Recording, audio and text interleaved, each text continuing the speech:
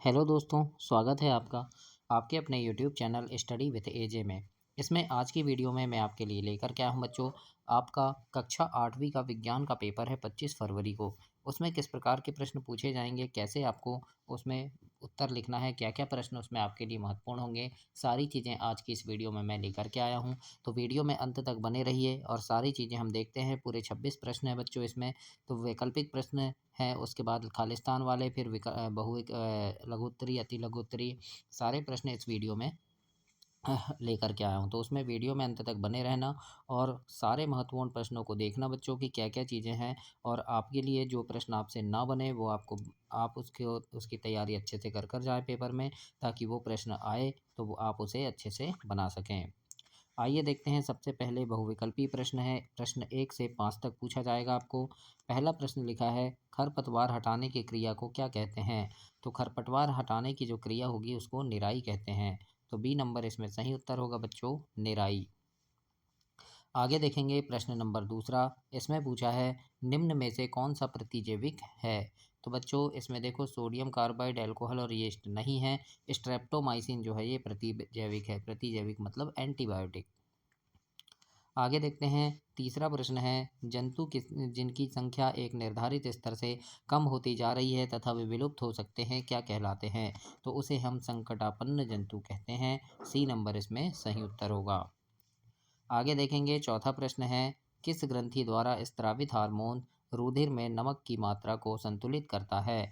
तो इसका उत्तर होगा बच्चों, थायराइड ग्रंथि। ए नंबर सही उत्तर है। पांचवा प्रश्न है, लिखा है, भूकंप के लिए उत्तरदायी पृथ्वी की प्लेटें पाई जाती है। तो कहाँ पाई जाती है? भूपर्पटी में पाई जाती है। प्रश्न नंबर 6 से 10 तक यहाँ पर रिक्त स्थान की पूर्ति वाले प्रश्न हैं। खालिस्तान भरना है आपको बच्चों।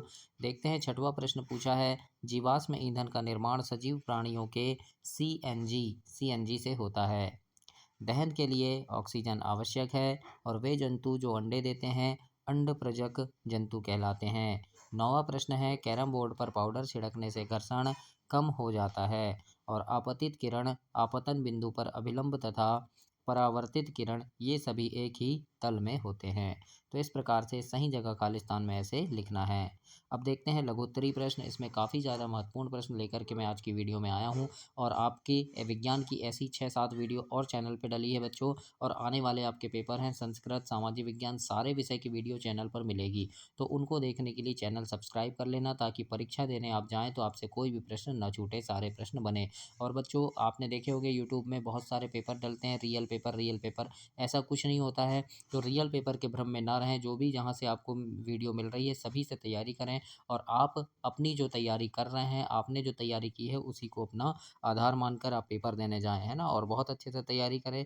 जहाँ से भी जो मिल रहा है, जितनी वीडियो हैं सभी पढ़ें, जो प्रश्न नहीं बन रहा है उसको रिपीट करें, रिवीजन करें और बहुत अच्छे से तैयारी करके पेपर देने जाएँ, ताकि पेपर में आप जो भी प्रश्न आए उसे आप अच्छे से कंठस्थ कर सकें। और आपको परीक्षा के लिए शुभकामनाएँ हैं। बहुत अच्छे से आपका पेपर बने और आप प्रथम स्थान प्राप्त करें अपनी कक्षा में। आइए देखते हैं, कुछ महत्वपूर्ण प्रश्न हैं। 11 नंबर में लिखा है, पशुपालन किसे कहते हैं? तो उत्तर में लिखना कि खाद्य पदार्थ देने वाले पशुओं की उचित भोजन व्यवस्था, आवास एवं उनकी देखभाल करना पशुपालन कहलाता है ना? मतलब पशुओं को पालना, उनके उनके लिए आवास, भोजन की व्यवस्था करना क्या कहलाता है? पशुपालन। 12 प्रश्न है, कार्बनीकरण क्या होता है? आईएमपी प्रश्न है ये बच्चों। तो कार्बनीकरण देखते हैं, इसके उत्तर में लिखेंगे, मृत वनस्पति के धीमे प्रक्रम द्वारा कोयले में परिवर्तन को कार्बनीकरण कहते हैं, है ना? मतलब जो पेड़ पौधों या जंतु जो मृत होते हैं उनके धीरे धीरे वो सड़ते गलते रहते हैं, कोयले में परिवर्तित होते हैं, उसको हम कार्बनीकरण कहते हैं। प्रश्न 13 है, सूखा क्यों पड़ता है? तो उत्तर में लिखेंगे, विश्व उष्णन के कारण पृथ्वी के ताप में वृद्धि से जल चक्र का संतुलन बिगड़ जाता है और वर्षा दर में कमी आ जाती है, जिसके कारण सूखा पड़ता है। और प्रश्न 14 पूछा है, पीयूष ग्रंथि किस प्रकार की ग्रंथि है और शरीर में कहाँ स्थित है? आईएमपी प्रश्न है ये। तो इसके उत्तर में हम लिखेंगे, पीयूष ग्रंथि एक अंतःस्रावी ग्रंथि है और यह शरीर में मस्तिष्क में स्थित रहती है। इस प्रकार से आप प्रश्न 14 में लिखेंगे। तो ये खालिस्तान में भी आपसे पूछ सकता है कि पीयूष ग्रंथि खालिस्तान में स्थित रहती है, तो मस्तिष्क इसका सही उत्तर होगा, है ना? विकल्प में भी पूछ सकता है, इसलिए इसे आप याद रखिएगा। 15 प्रश्न है, कैरम बोर्ड पर आप महीन पाउडर क्यों छिड़कते हैं? ये भी आईएमपी प्रश्न है बच्चों। तो इसके उत्तर में हम लिखेंगे, कैरम बोर्ड पर हम महीन पाउडर घर्षण को कम करने के लिए डालते हैं, जिससे कि स्ट्राइकर तेजी से गति कर सके। 16 प्रश्न है, आसुत जल में विद्युत का चालन क्यों नहीं होता है, कारण लिखना है। तो उत्तर में लिखेंगे, आसुत जल में विद्युत का चालन इसीलिए नहीं होता क्योंकि वह विद्युत का हीन चालक मतलब कुचालक होता है ना। विद्युत का वो क्या होता है, कुचालक होता है। लघु उत्तरीय प्रश्न है 17 से 22 तक, जो आपके 3-3 नंबर के प्रश्न होंगे और इसमें भी काफ़ी महत्वपूर्ण प्रश्न हैं। 17 प्रश्न पूछा है, प्रतिजैविकों का उपयोग करते समय हमें क्या क्या सावधानियां रखनी चाहिए। तो इसमें हम लिखेंगे, प्रतिजैविकों का उपयोग करते समय हमें निम्न सावधानी रखनी चाहिए। पहला कि डॉक्टर की सलाह पर ही प्रतिजैविक दवाएं लेनी चाहिए और उस दवा का कोर्स भी पूरा करना चाहिए। दूसरा है, सर्दी जुकाम एवं फ्लू में प्रतिजैविक नहीं लेना चाहिए, है ना। ये बहुत आईएमपी प्रश्न है, तो अगर आपसे ये नहीं बनता तो इसको आप 2-3 बार पढ़ें और अच्छे से इसको तैयार कर लें। 18 प्रश्न देखते हैं, पूछा है, मोटर वाहनों में ईंधन के रूप में डीजल एवं पेट्रोल की उपेक्षा सीएनजी को अच्छा ईंधन माना गया है, ऐसा क्यों। तो उत्तर में लिखेंगे, सीएनजी सल्फर और नाइट्रोजन के ऑक्साइडों का उत्पादन अल्प मात्रा में करती है। इससे प्रदूषण भी कम होता है, इसीलिए इसे पेट्रोल और डीजल की अपेक्षा एक अच्छा ईंधन माना गया है। इस प्रकार प्रश्न 18 में आप लिखेंगे। प्रश्न नंबर 19 है, लिखा है इसमें, मुर्गी मुर्गी में भी मनुष्य तथा गाय की तरह आंतरिक निषेचन होता है, लेकिन मुर्गी सीधे बच्चे को जन्म नहीं देती, क्यों। चूजे किस प्रकार जन्म लेते हैं ये भी बताना है। तो इसके उत्तर में हम लिखेंगे कि मनुष्य और गाय की तरह मुर्गी बच्चे को जन्म नहीं देती और इसका कारण है कि मुर्गी में निषेचन के बाद युग्मनज लगातार विभाजित होकर अंडवाहिनी में नीचे की ओर बढ़ता रहता है और इस पर सुरक्षित परत चढ़ती जाती है। अंत में एक कठोर सुरक्षित कवच अंडे पर दिखाई देता है और कठोर कवच के पूर्ण रूप से बन जाने के बाद मुर्गी अंडे का निर्मोचन करती है और लगभग 3 सप्ताह बाद अंडे का चूजा बन जाता है। चूजे के पूर्ण रूप से विकसित होने के बाद कवच के प्रस्फुटन के बाद चूजा बाहर आता है। इस प्रकार से आप इसके उत्तर में लिखेंगे। प्रश्न नंबर 20 है, इसमें लिखा है, पहेली ट्रेन से यात्रा करने के लिए माता पिता के साथ रेलवे स्टेशन गई। वहां कुली ने उसका सारा सामान सिर पर रख लिया। पहेली ने देखा कि कुली ने भारी बोझ उठाते समय अपने सिर पर कपड़े का गोल लपेट कर रख लिया। ऐसा कुली ने क्यों किया। तो इसके उत्तर में हम लिखेंगे कि ऐसा कुली ने इसीलिए किया क्योंकि सिर पर कपड़े को गोल लपेट कर रखने से वे अपने शरीर से बोझ के संपर्क क्षेत्रफल को बढ़ा देते हैं, जिससे उनके शरीर पर लगने वाला दाब कम हो जाता है और वे बोझ को आसानी से उठा लेते हैं। इस प्रकार से प्रश्न 20 के उत्तर में हम लिखेंगे। प्रश्न नंबर 21 है बच्चों, इसमें लिखा है, धातु की प्लेट को किसी सुविधाजनक स्थान पर लटकाइए, अब उसे उस पर छड़ी से चोट करें, तत्पश्चात होने वाले अनुभव को लिखना है। तो उत्तर में हम लिखेंगे, जब हम धातु की प्लेट पर छड़ी से चोट करते हैं तब हमें कंपनों का अनुभव होता है और हमें ध्वनि सुनाई देती है। जब प्लेट ध्वनि उत्पन्न करना बंद कर देती है तब हमें कंपनों का अनुभव नहीं होता। ये भी बहुत महत्वपूर्ण प्रश्न है। इसके बाद प्रश्न 22 देखते हैं, वेरी आईएमपी प्रश्न, भूपर्पटी में विक्षोभ कैसे उत्पन्न होता है और विक्षोभ पृथ्वी पर किस रूप में दिखाई देता है। बच्चों इसको आप अच्छे से तैयार करके जाना, ये परीक्षा में आ सकता है। मैं चाहता हूँ कि ऐसा कोई भी प्रश्न ना हो जो आपके परीक्षा में आए और आपसे ना बने। सारे प्रश्न आपसे बने, बहुत अच्छे नंबर आपके आए, है ना। तो देखते हैं, चलो इसका उत्तर। उत्तर में लिखेंगे, भूपर्पटी की परत पर कई टुकड़ों में विभाजित है, यानी भूपर्पटी की परत कई टुकड़ों में विभाजित है। प्रत्येक टुकड़े को प्लेट कहते हैं और ये प्लेटें निरंतर गति करती रहती हैं। जब वे एक दूसरे से रगड़ खाती हैं अथवा टकराती हैं तो एक प्लेट दूसरी प्लेट के नीचे चली जाती है।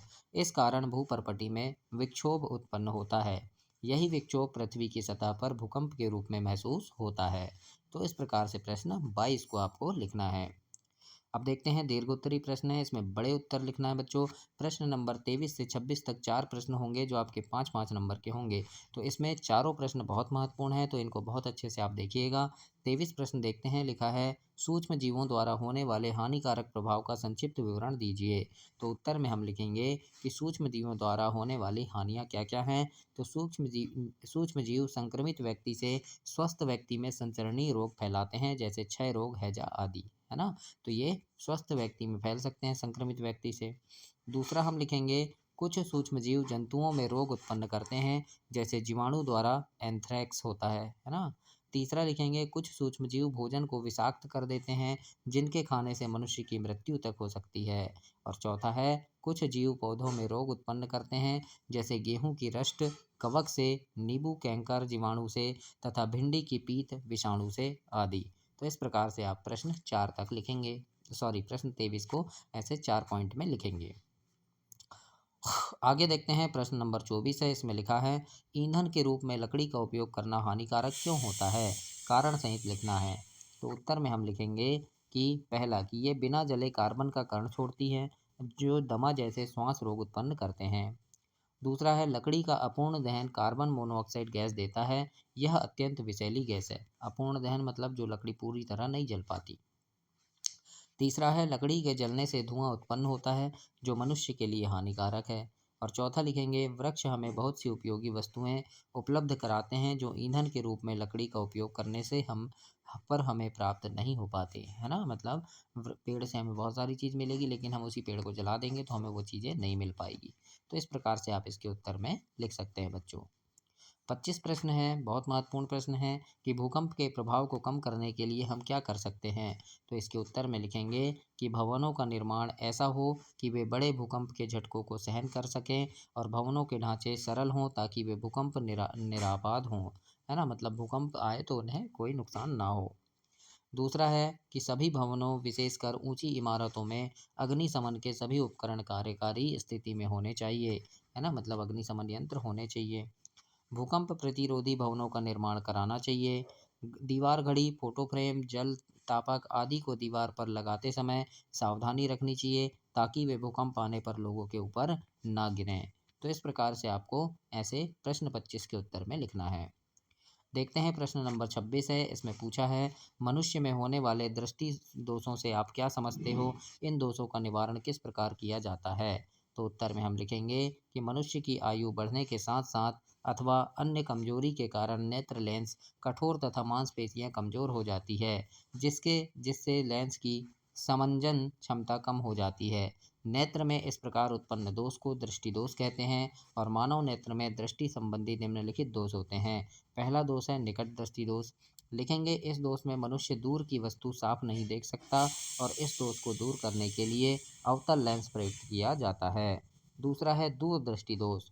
इसमें लिखेंगे इस दोष में मनुष्य पास की वस्तुओं को साफ नहीं देख सकता, और इस दोष को दूर करने के लिए उचित फोकस दूरी का उत्तल लेंस प्रयुक्त करते हैं। और तीसरा है मोतियाबिंद। कभी कभी वृद्धावस्था में नेत्र दृष्टि धुंधली हो जाती है, वह नेत्र लेंस धुंधला होने के कारण होता है।